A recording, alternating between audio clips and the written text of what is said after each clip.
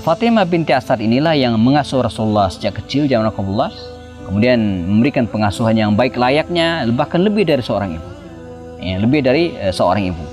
Nah, sayangnya Abu Talib yang memelihara, mendidik Rasulullah dari kecil, ketika Nabi mendapatkan wahyu dan dia mengajak pamannya masuk Islam, dia tidak mau.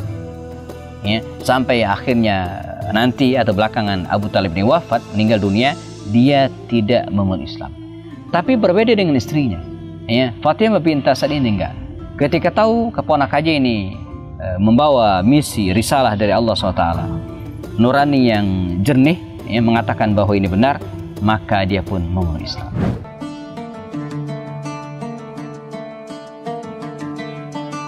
Bahkan sampai hari ini bahkan Khadijah dan keluarganya itu disebut dengan keluarga tahirah, ya, keluarga yang suci, ya, keluarga yang mulia. Dan saya termasuk memegang hidung saya, kata Sultan. Ini membuat Nabi tersenyum, tertawa gitu ya, dan begitu cara dia menghibur baginda Rasul. Wanita inspiratif dalam sejarah.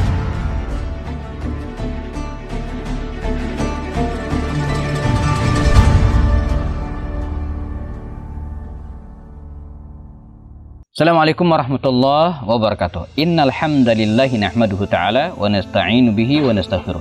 Asyhadu an la ilaha illallah, asyhadu anna Muhammadan abduhu wa rasuluh. Kita masih di serial wanita-wanita inspiratif dalam sejarah, dan kita akan berkenalan dengan seorang wanita mulia yang juga layak menyandang gelar ibu bagi Rasulullah SAW. Ya. Jelas kita tahu bahwa ibunda Rasul adalah Sayyidah Aminah, ya. Namun ada wanita lainnya yang juga layak disebut sebagai ibu bagi Rasulullah SAW, ya. Misalnya Ummu Aiman, ya, Barakah bintu Sa'labah, itu juga dipanggil dengan hiya ummi ba'da ummi, kata Rasul. Dia adalah ibuku setelah ibuku. Nah, yang layak juga mendapatkan sematan ibu atau bibi barangkali tepatnya, ya, bagi Rasulullah adalah Fatimah binti Asad, ya. Nama Fatimah ini memang nama pasaran dalam bahasa bangsa Arab kali itu. Banyak sekali orang yang namanya Fatimah, termasuk putri Nabi sendiri namanya Fatimah, Fatimah binti Rasulullah, ya. Kemudian nenek Rasulullah, istri dari Abdul Muttalib, juga Fatimah. Nah, hari ini kita akan berkenalan dengan Fatimah binti Asad. Siapakah dia? Asad, ayahnya adalah putra dari Hashim, ya, Hashim bin Abdi Manaf, ya. Dan kita tahu Hashim ini adalah ayah dari Abdul Muttalib, kakek Rasulullah.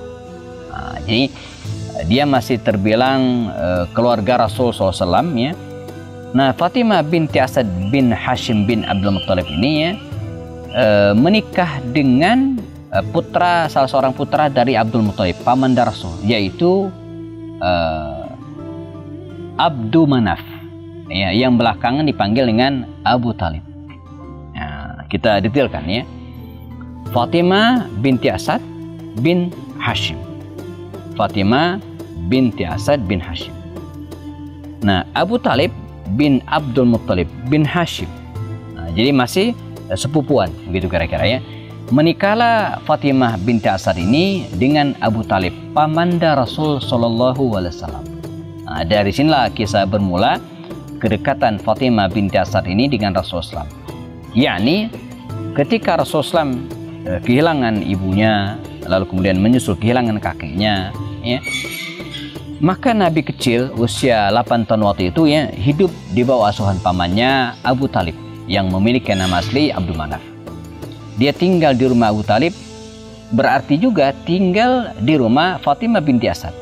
Maka jadilah Rasulullah, ya, selain memang keluarga, ya, keponakan, ya, tapi juga betul-betul menjadi anak. Fatimah binti Asad inilah yang mengasuh Rasulullah sejak kecil zaman Rasulullah, kemudian memberikan pengasuhan yang baik layaknya, bahkan lebih dari seorang ibu, ya, lebih dari seorang ibu. Nah, bedanya kalau kemudian saat Rasulullah menerima wahyu, ya, dan kemudian mengajak keluarganya, wa anzir ashiratakal aqrabin, kata Allah, berilah peringatan keluarga dekatmu, maka Nabi mengajak keluarga dekat Rasulullah. kabilah Bani Abdul Muttalib, kabilah Bani Hashim. Nah, di antara paman-paman baginda Rasul itu ada yang langsung masuk Islam, misalnya Hamzah, atau ada yang membackup Nabi tapi tidak langsung masuk Islam, tapi belakang masuk Islam, yaitu Abbas bin Abdul Muttalib. Nah, sayangnya Abu Talib yang memelihara, mendidik Rasulullah dari kecil, ketika Nabi mendapatkan wahyu dan dia mengajak pamannya masuk Islam, dia tidak mau. Sampai akhirnya nanti atau belakangan Abu Talib ini wafat, meninggal dunia, dia tidak memeluk Islam. Tapi berbeda dengan istrinya, Fatimah binti Asad ini enggak. Ketika tahu keponakannya ini membawa misi risalah dari Allah SWT, nurani yang jernih, mengatakan bahwa ini benar, maka dia pun memeluk Islam. Nah, dari sini kita dapat penjelasan jemaah bahwa seorang wanita itu harus memiliki kemandirian, bahwa dia harus taat kepada suaminya, yes, tapi ketaatan fi ma'ruf, bukan fi maksiatillah. Nah, dalam hal ini Abu Talib tidak masuk Islam, bukan berarti istrinya harus ikut tidak masuk Islam, itu enggak. Jadi dia harus memiliki kemandirian. Di sini pentingnya kita memberikan pendidikan kepada anak perempuan, sebagaimana kita jelaskan pada kisah-kisah sebelumnya, agar anak-anak tersebut memiliki kemandirian. Dia tidak mudah diatur untuk hal-hal yang menyimpang dari ajaran Allah Subhanahu wa taala. Dia memiliki prinsip sehingga walaupun suami tidak masuk Islam, tapi Fatimah binti Asad ini memeluk Islam dan membela Rasul sallallahu alaihi wasallam. Hal ini terus terjadi, jazakumullah. Sekali lagi, Fatimah binti Asad ini dia tidak hanya sekedar mengasuh, tapi juga membela kepentingan-kepentingan Rasulullah. Apalagi ketika awal-awal dakwah, Rasulullah mendapatkan ujian yang terdiri dari berbagai macam jenis, mulai dari bulian, makian, disebut orang gila, stres, penyair, penyihir. Nah, siapa yang membela Rasulullah? Pamannya juga, tapi yang penting untuk disebutkan juga adalah Fatimah binti Asad ini, Fatimah binti Asad bin Hashim. Nah, ketika Rasulullah sudah mulai menginjak dewasa, karena Abu Talib ini punya banyak anak, di antaranya adalah Ali bin Abi Thalib, maka Ali pun diserahkan kepada Rasulullah. Maka sejak saat itu Ali bin Abi Thalib membersamai Rasulullah SAW. Kita tahu belakangan begitu penting posisi Ali bin Abi Thalib ini saat Rasulullah SAW pindah hijrah ke Madinah dan beliau memiliki seorang putri jelita, Fatimah juga namanya. Maka dinikahkanlah Fatimah ini dengan Ali bin Abi Thalib. Dengan demikian, di satu rumah, ini menarik, di satu rumah ada dua Fatimah. Jadi di rumah Ali bin Abi Thalib itu ada dua Fatimah. Pertama Fatimah ibunya, yang kedua Fatimah istrinya. Jadi di satu rumah ada dua Fatimah. Nah, Ali bin Abi Thalib menghormati dua Fatimah ini, Fatimah binti Asad ibunya dan Fatimah binti Rasulullah putrinya. Dengan cara apa? Dengan cara membagi tugas, mana yang harus dikerjakan oleh Fatimah ibunya dan mana yang harus dikerjakan oleh Fatimah istrinya. Apa itu? Jadi untuk tugas-tugas dan pekerjaan-pekerjaan di dalam rumah, dikerjakan oleh Fatimah binti Rasul SAW.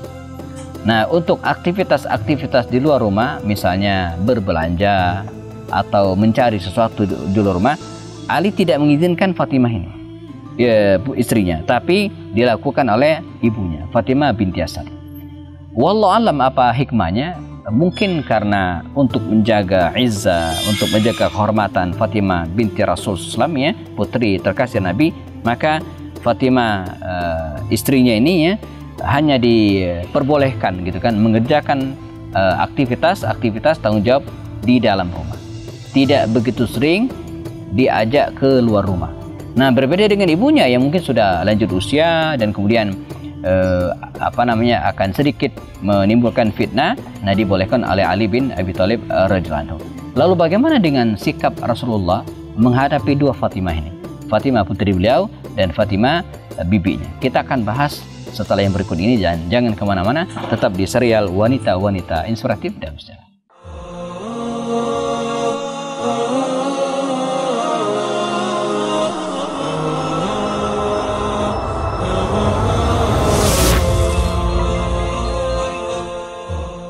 Kita masih di serial wanita-wanita inspiratif dalam sejarah. Kita sedang bicara tentang dua Fatimah, Fatimah binti Rasulullah dan Fatimah binti Asad. Seperti dikisahkan dalam segmen sebelumnya, Ali bin Abi Thalib membagi tugas Fatimah ibunya dengan Fatimah istrinya. Dikisahkan Ali menuturkan, aku berkata kepada ibuku, yaitu Fatimah binti Asad, gantikanlah Fatimah binti Rasulullah mengambil air dan urusan-urusan luar lainnya. Jadi kalau ngambil air, berbelanja dan urusan-urusan luar lainnya dilakukan oleh Fatimah binti Asad. Biarlah dia, maksudnya Fatimah binti Rasulullah mengurus keperluan rumah tangga seperti menggiling tepung dan membuat adonan, masak kalau bahasa hari ini. Nah ini menarik gitu ya. Jadi dalam kondisi tertentu jemaah, tinggal di rumah mertua itu emang ada seninya, ada seninya. Tapi pun kalaupun keadaan menuntut untuk hal itu, maka kita para suami, itu harus menjaga betul-betul harmonisasi antara mantu dan mertua ini. Ini penting. Belajar di Ali bin Abi Thalib. Jadi saya ulangi, mestinya memang idealnya ketika berumah tangga seseorang itu tidak tinggal lagi bersama kedua orang tuanya, ayahnya. Tapi kalau kondisi memaksa demikian, maka seorang suami harus betul-betul menjaga harmonisasi antara ibunya dan istrinya. Seperti Ali bin Abi Thalib. Dengan cara apa? Dengan cara membagi tugas. Jadi tidak kemudian saling mengandalkan.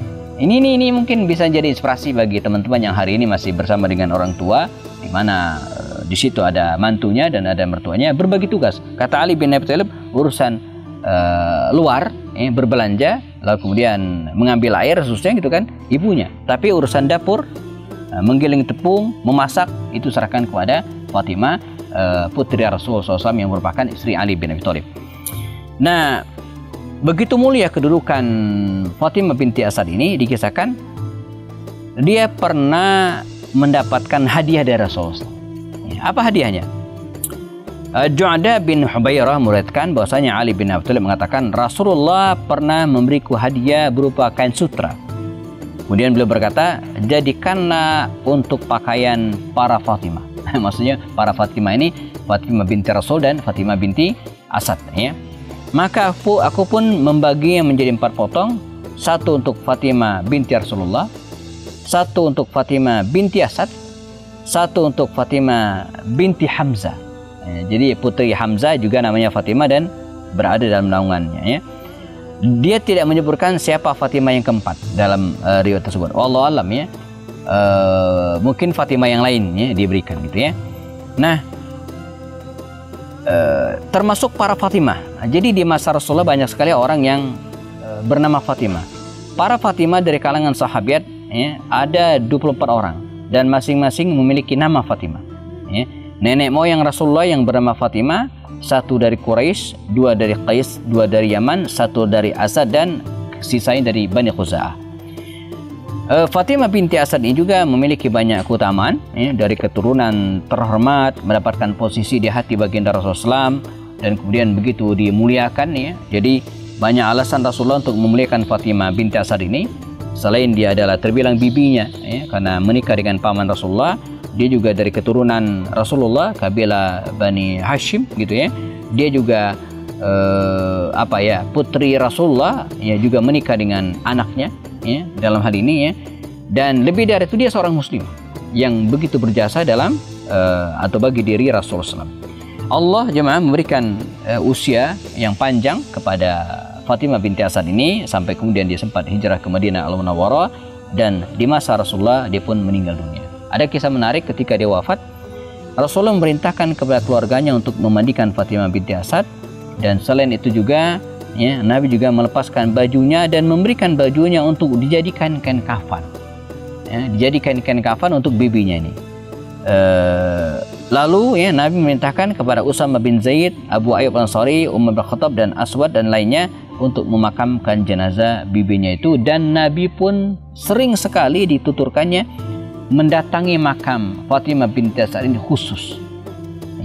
Jadi di makam Baqi al-Qarab itu banyak sekali makam-makam Nah, Nabi sering datang khusus, jadi bukan hanya berdiri di luar mendoakan untuk semua, enggak, tapi mendatangi khusus bibinya ini, Fatimah binti Asad ini, dan kemudian didoakan oleh beliau, oleh Rasulullah SAW. Ya. Semoga Allah membalasmu dengan kebaikan, karena sungguh engkau adalah sebaik-baik ibu. Ya, demikian di antara doa ya Rasulullah SAW untuk Fatimah binti Asad ini. Nah, sehingga Nabi ya betul-betul memperlakukan bibinya dengan baik, dan inilah karakter Rasulullah SAW. Jadi beliau dikisahkan hubbiba ilayya nisa wa tibu. Nabi itu sangat menyayangi, sangat mencintai dan memperhatikan ya, para wanita. Ya. Dan ini berbeda dengan kebiasaan bangsa Arab pada waktu di zaman jahiliyah. Dan ini yang harus menjadi perhatian kita semua, yaitu menghormati para wanita. Entah itu istri, entah itu anak, bahkan mertua bagi Fatimah radhiyallahu anha. Semoga bisa menjadi inspirasi bagi kita bersama, anakumullah, dan lahir hari ini wanita-wanita mulia yang bisa memberikan inspirasi kepada kita. Kita bertemu lagi dalam serial berikutnya. Tetap bersama kami di kisah wanita-wanita inspiratif dalam sejarah.